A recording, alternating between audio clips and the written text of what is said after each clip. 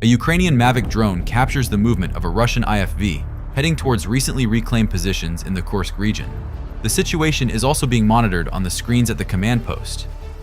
The IFV confidently continues moving forward and soon spots 2 tanks ahead. The Russians likely assume these are knocked out and abandoned vehicles. However, the tanks turn out to be Ukrainian and fully combat ready. The turret of the first tank begins to rotate and fires at close range.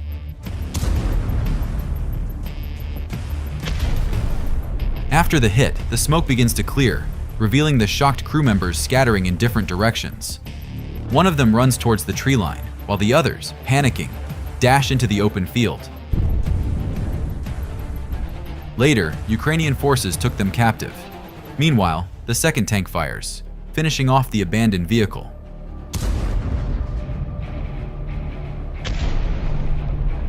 Just take a look and listen to how emotionally the command post reacts to the success.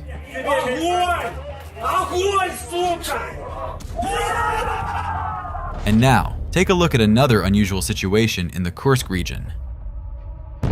Ukrainian drone operators destroy heavy equipment right in the middle of the road.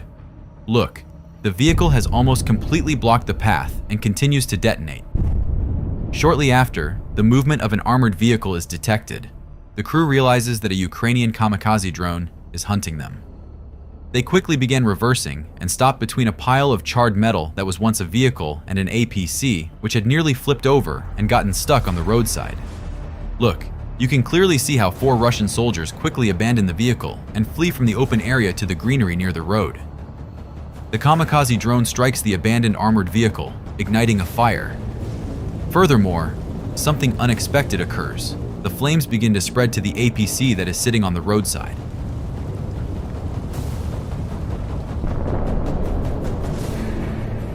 The explosion caused by the detonation of shells that were likely inside the APC also destroys it. The Russians can be said to have helped the Ukrainian drone kill 2 birds with 1 stone.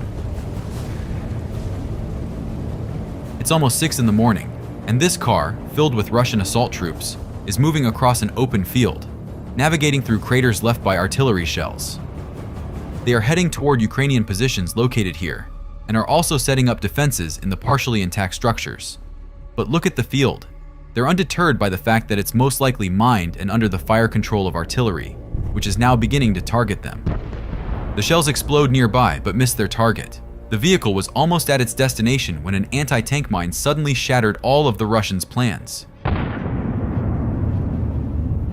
Look, just a moment before the explosion, you can see that there were less than 100 meters left to the Ukrainian trenches.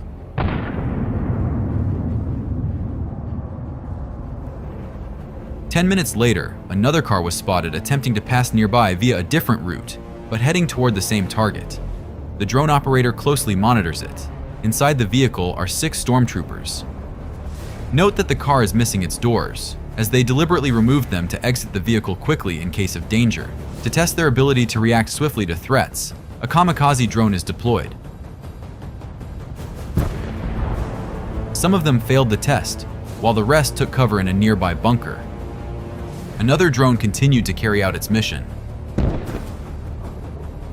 Soon after, at 3 o'clock in the afternoon, the Russians finally located and dispatched an IFV.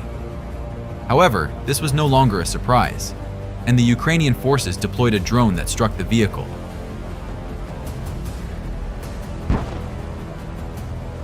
Almost immediately, the IFV came to a halt, and the Russian soldiers abandoned it, fleeing in different directions. Meanwhile, another drone was launched to finish off the IFV. In their panic, the Russians, as usual, left the vehicle's doors open, which allowed for a more efficient use of drones to destroy the machine. The third attempt ended in complete failure, as even the lightly armored vehicle, with various modifications against drones, was ineffective. The abandoned IFV was left to burn. Perhaps the secret to success lies in the quantity of equipment? Let's find out by examining the next situation. The assault, involving more than 5 vehicles, began under the cover of smoke screens. Russian equipment, under artillery fire, tries to advance toward the Ukrainian stronghold. In addition to the artillery fire, drones joined the resistance. One of them heads for a frontal collision with a turtle tank, whose armor is further reinforced with metal shields, and a mine-clearing plow is mounted at the front. That didn't save it from being destroyed. Look at this hit and the explosion from another drone that was adjusting the artillery fire. Notice how high the turret flew.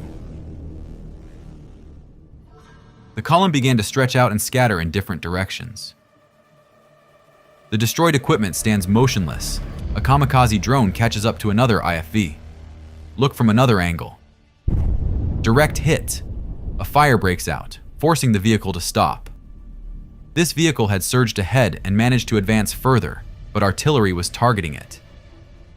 A major mistake was the decision to start turning around. The trees on both sides prevented a quick maneuver, leaving it stuck in place. This gave the artillery time to take aim and destroy the armored vehicle. The other members of the group veered off the field and began wandering through the streets of a destroyed village. But the buildings didn't give them any advantage against the drones.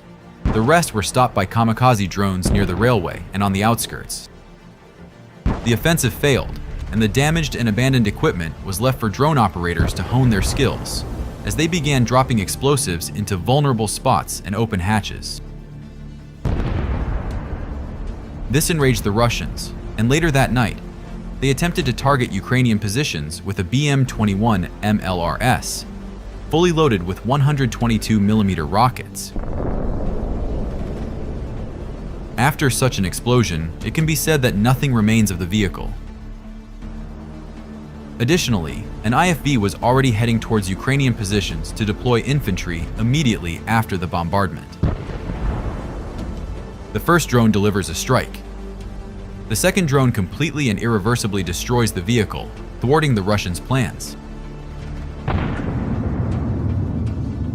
Donetsk region, where yet another incredible amount of equipment is involved in an assault attempt.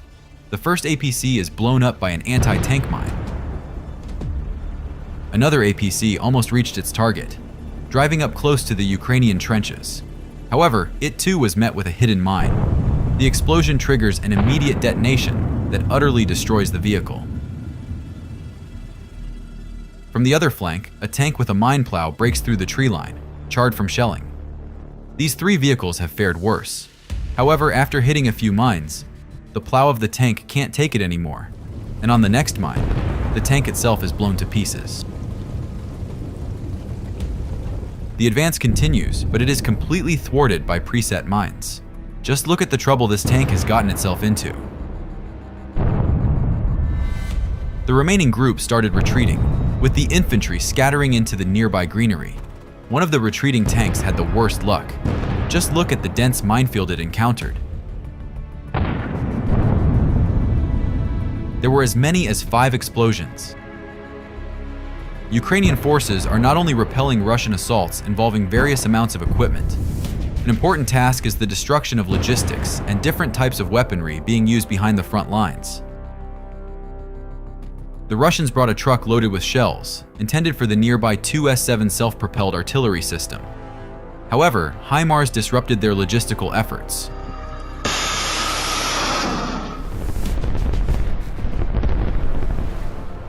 The cluster munition explodes, and in just a moment, a powerful explosion.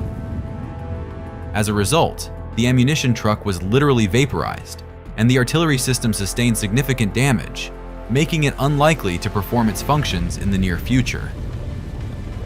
A drone is observing the relocation of a BM-27 Uragan. The vehicle covers a considerable distance and eventually halts in a dense grove of trees.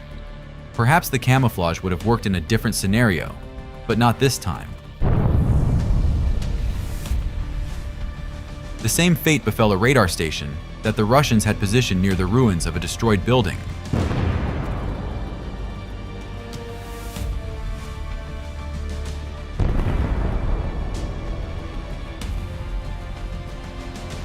This radar system usually operates in tandem with the SA-10 Grumble surface-to-air missile system. It's a costly and rare target, and a drone is already on its way to destroy it.